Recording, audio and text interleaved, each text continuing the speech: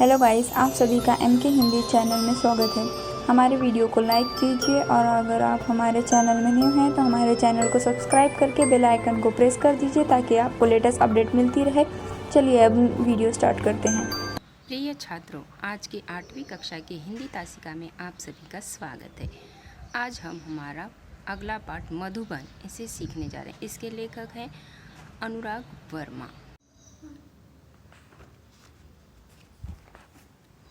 मधुबन इस पाठ के लेखक अनुराग वर्मा जी। इनका हिंदी में बहुत सारा लेखन हमें मिलता है। इनकी लेखन की भाषा एकदम सरल और आशय संपन्न होती है। ये एक हिंदी के जाने माने लेखक है। इस पाठ के शब्दार्थ देखिए और इसे पॉज करके आप लिख सकते हैं। तो अब हम पाठ की शुरुआत करते हैं। यहाँ पर जो लेखक अनुराग वर्मा जी ने राम कुमार वर्मा जी का साक्षात्कार लिया है। साक्षात्कार यानी इंटरव्यू। ये हैं प्रसिद्ध लेखक डॉक्टर राम कुमार वर्मा। यहाँ अनुराग जी ने वर्मा जी से उनकी काव्य रचना की प्रेरणा और लौकिक पारलौकिक प्रेम, देश की राजनीतिक स्थिति, इस पर प्रश्न पूछे हैं। डॉक्टर वर्मा जी ने इन प्रश्नों के बड़े बेबाकी से उत्तर दिए हैं। तो अब हम पहला परिचय। सुबह का समय था। मैं डॉक्टर राम कुमार वर्मा जी के प्रयाग स्टेशन स्थित निवास मधुबन की ओर पूरी रफ्तार से चला जा रहा था, क्योंकि 10 बजे उनसे मिलने का समय तय था। वैसे तो मैंने डॉक्टर साहब को विभिन्न उत्सवों, संगोष्ठियों और सम्मेलनों में देखा था, परंतु इतने निकट से मुलाकात करने का यह मेरा पहला अवसर था। मेरे दिमाग में विभिन्न विचारों का ज्वर उठ रहा था। कैसे होंगे डॉक्टर साहब, कैसा व्यवहार होगा उन साहित्य मनीषी का, आदि।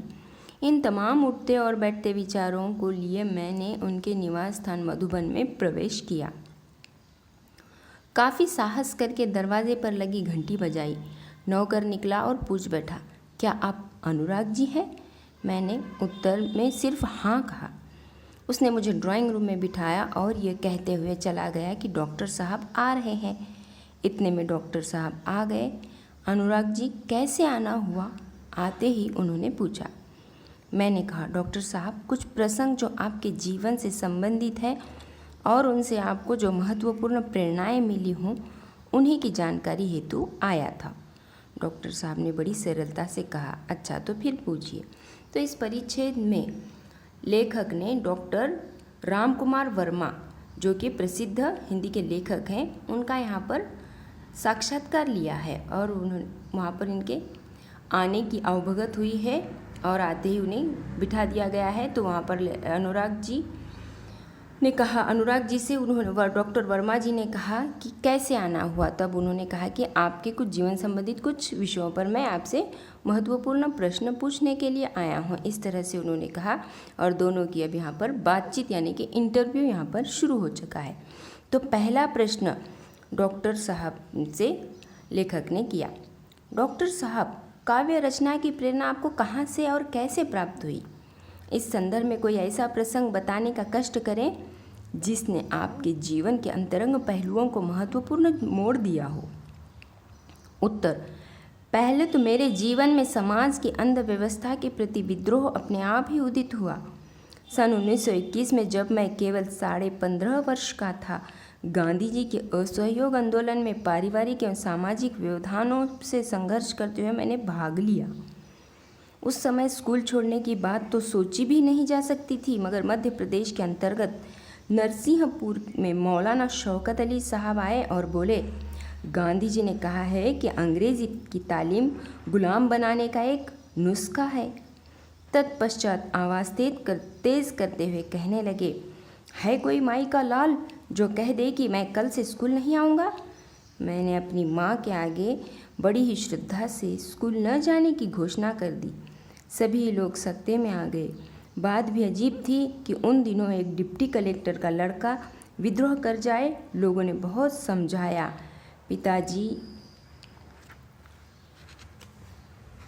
पिताजी की नौकरी की बात कही, परंतु मैं घर से निकल पड़ा क्योंकि गांधी जी का आदेश मानना था। इस प्रकार सर्वप्रथम मैंने सत्य एवं देश के लिए विद्रोह किया। तब तक मैं 16 वर्ष का हो चुका था और राष्ट्रीय ध्वज लेकर नगर में प्रभात फेरी भी किया करता था। यह बात सन 1921 की ही है और इसी समय मैंने देश प्रेम पर एक कविता लिखी। यही मेरी कविता का मंगलाचरण था। अब इस परिच्छेद में यहाँ पर इन 2 प्रश्नों के उत्तर यहाँ पर हमें मिल गए हैं। लेखक ने उन्हें सवाल किया कि आपको काव्य रचना की प्रेरणा कहाँ से मिली, तो तब उन्होंने डॉक्टर वर्मा जी ने उत्तर में कहा कि जब ये कुछ 15 वर्ष के थे उस समय उन्होंने गांधी जी के असहयोग आंदोलन में इन्होंने हिस्सा लिया था। और उस समय अगर स्कूल छोड़ने की बात की सोचा जाए तो ये नहीं हो सकता था, लेकिन उसी समय एक मौलाना शौकत अली आए। उन्होंने कहा कि गांधी जी ने कहा है अगर ये अंग्रेज़ी तालीम गुलाम बनाने का एक नुस्खा यानी तरीका है। उसके बाद वो तेज़ आवाज़ करते हुए उन्होंने पूछा, है कोई माई का लाल जो कि स्कूल छोड़ सकता है। तब यहाँ पर डॉक्टर रामकुमार वर्मा के मन में प्रश्न निर्माण हो गया और उन्होंने घर जाकर माँ से ये बात बता दी कि मैं एक डिप्टी कलेक्टर का लड़का है और विद्रोह करने के लिए आगे बढ़ रहा हूँ, यानी कि स्कूल छोड़ने तक के लिए मैं तैयार हूँ। इस तरह से उन्होंने जवाब दिया और उन्होंने बताया कि तब तक वो 16 वर्ष के हो चुके थे और उन्होंने अपने एक प्रभात फेरी में राष्ट्रीय ध्वज लेकर हिस्सा लिया। ये कब 1921 की बात है। उस समय पर इन्हें अभी इस पहले प्रश्न का उत्तर यहाँ पर मिल गया है कि 1921 में उन्हें देश प्रेम पर एक कविता लिखने का अवसर मिला। उसके बाद अगला प्रश्न, आप मध्य प्रदेश से उत्तर प्रदेश कैसे आए। उत्तर, हिंदी प्रेम ने मुझे मध्य प्रदेश से उत्तर प्रदेश आने को प्रेरित किया क्योंकि उन दिनों नागपुर विश्वविद्यालय में हिंदी नहीं थी। सन 1925 में मैंने इंटर की परीक्षा उत्तीर्ण की। तत्पश्चात उच्च शिक्षा हेतु प्रयाग विश्वविद्यालय में प्रवेश ले लिया। मैंने इसी विश्वविद्यालय से एमए की परीक्षा प्रथम श्रेणी में उत्तीर्ण की। मैंने देखा कि डॉक्टर साहब के चेहरे पर गंभीरता के भाव साफ प्रतिबिंबित हो रहे हैं। ऐसा प्रतीत हो रहा था जैसे वे अपने अतीत में खो से गए हैं। मैंने पुनः सवाल किया। यहाँ पर लेखक ने जो उन्हें प्रश्न पूछा था कि आप मध्य प्रदेश से उत्तर प्रदेश कैसे आए, तब अनुराग वर्मा जी का उस प्रश्न का उत्तर रामकुमार वर्मा जी ने इस तरह से दिया कि उन्हें जो है हिंदी ने यहाँ तक खींच लाया है क्योंकि उन दिनों वहाँ पर नागपुर विश्वविद्यालय में हिंदी नहीं थी, इसलिए वे उत्तर प्रदेश चले गए हैं और वहाँ पर उन्होंने एमए की परीक्षा जो है प्रथम श्रेणी यानी फर्स्ट क्लास में वो पास हो गए हैं। इस तरह से उन्होंने उसका जवाब दिया। आगे वाला प्रश्न, डॉक्टर साहब, प्राय देखा गया है कि कवियों एवं लेखकों के जीवन में उनका लौकिक प्रेम पारलौकिक प्रेम में बदल गया।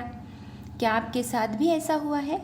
उत्तर, अनुराग जी, प्रेम मनुष्य की एक प्राकृतिक प्रवृत्ति है। सन 1926 में मेरा विवाह हो गया और मैं गृहस्थ जीवन में आ गया। अब मुझे सात्विकता एवं नैतिकता से प्रेम हो गया। मैंने इसी समय यानी सन 1930 में कबीर का रहस्यवाद लिखा। इतना अवश्य है कि मेरे जीवन के कुछ अनुभव कविता के माध्यम से प्रेषित हुए। मुझे बचपन से ही अभिनय का शौक था और प्राय उत्सवों के अवसर पर नाटकों में भाग भी लिया करता था।